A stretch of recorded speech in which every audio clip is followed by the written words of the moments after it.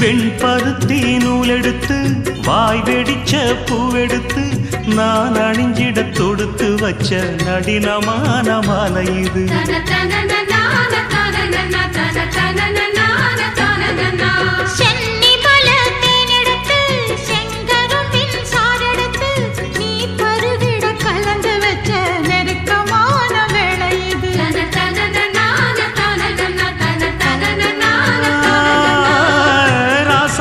உடம்பிருக்கும் ரவிக்க துணி நானாக அன்னாடம் சூடி கொள்ள ஆசை வச்சாகாதா.